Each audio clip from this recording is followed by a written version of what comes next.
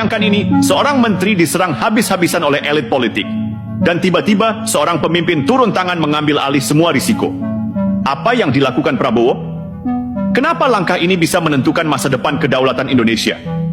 Kita akan membahas bagaimana Prabowo menyelamatkan Menko Purbaya dari tekanan politik, mengambil alih isu WUS yang sensitif, dan mengapa langkah ini jadi contoh nyata kepemimpinan sejati di tengah badai politik. Ternyata Menko Purbaya memang diselamatkan oleh Prabowo kali ini. Diselamatkan dari siapa?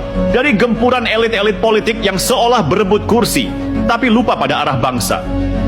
Ya, ini bukan gosip, bukan juga spekulasi. Ini fakta politik yang sudah jadi bahan obrolan di lingkar kekuasaan. Purbaya sedang jadi sasaran tembak, dikeroyok dari berbagai arah. Ada yang nyindir lewat media, ada yang menegur terang-terangan di rapat, ada yang berpura-pura peduli, tapi sebenarnya ingin menjatuhkan. Nama-nama besar muncul, bahkan beberapa kepala daerah ikut bersuara. Intinya semua seolah sepakat menjadikan Purbaya kambing hitam. Dan semuanya bermula dari satu kata, WUS. Masalahnya bukan sekadar utang, tapi siapa yang berani bilang tidak pada tekanan besar di balik proyek raksasa itu. Purbaya berani, ia tegas. Saya tidak mau bertanggung jawab atas utang WUS. Dan disinilah badai mulai datang. Tapi justru di tengah badai itulah Prabowo muncul. Tidak dengan teriak, tidak dengan drama, tapi dengan satu kalimat yang langsung membungkam semua. Saya tanggung jawab. Ini tanggung jawab Presiden Republik Indonesia. Kalimat itu sederhana, tapi efeknya luar biasa. Ia memotong arah serangan, menahan gelombang politik, dan menarik garis tegas. Jangan ganggu menteri saya. Ini bukan sekadar pembelaan, ini perisai. Dan begitulah seorang pemimpin sejati bergerak tanpa banyak bicara, tapi langkahnya menutup semua ruang intrik. Prabowo tahu isu WUS ini bukan cuma soal angka triliunan. Di balik itu ada risiko kedaulatan, ada potensi jebakan kontrak yang bisa menjerat negara seperti yang pernah menimpa Sri Lanka. Ia tahu kalau sampai ada klausul rahasia yang menjaminkan aset negara, itu bukan lagi soal ekonomi, tapi soal harga diri bangsa. Karena itu, ia pilih mengambil alih. Ia pasang badan. Dan Purbaya tetap tegak, tidak membela diri, tidak menyalahkan siapapun. Ia tahu langkah Prabowo itu bukan hanya untuk dirinya, tapi untuk menjaga agar pemerintahan tetap solid. Loyalitas seperti itu langka, dan Prabowo membalasnya dengan perlindungan penuh.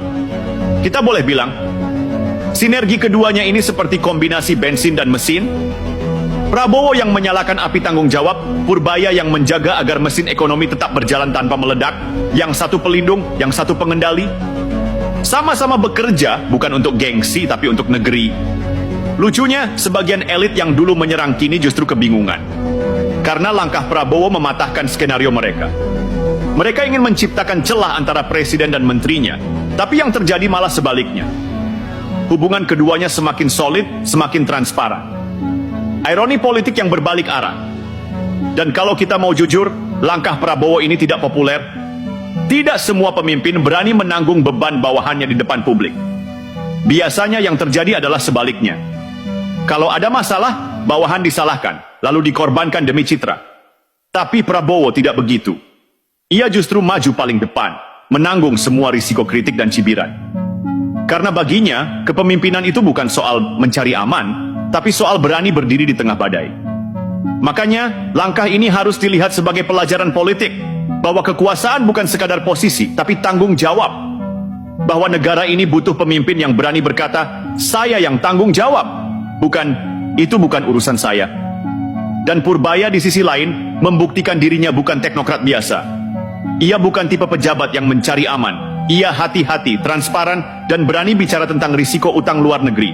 Sesuatu yang sering dihindari pejabat lain. Ia tahu jebakan utang itu bisa membahayakan kedaulatan ekonomi. Dan keberaniannya itulah yang membuat Prabowo menaruh hormat. Dua tokoh ini sekarang berdiri sebagai contoh nyata bahwa pemerintahan yang kuat tidak dibangun dari pencitraan, tapi dari saling percaya dan keberanian mengambil tanggung jawab. Prabowo melindungi, Purbaya bekerja dengan jujur. Prabowo bicara tegas, Purbaya berpikir dalam, dan keduanya sama-sama menaruh Indonesia di atas segalanya. Langkah Prabowo ini, kalau mau jujur, bukan manuver politik. Ini langkah kenegaraan. Karena kalau politikus lain mungkin sibuk mencari siapa yang bisa disalahkan, Prabowo justru mencari siapa yang harus diselamatkan. Demi bangsa, bukan demi partai. Dan disitulah letak ironi yang indah. Di tengah dunia politik yang sering penuh sandiwara, masih ada pemimpin yang memilih jadi perisai, bukan pemeran utama.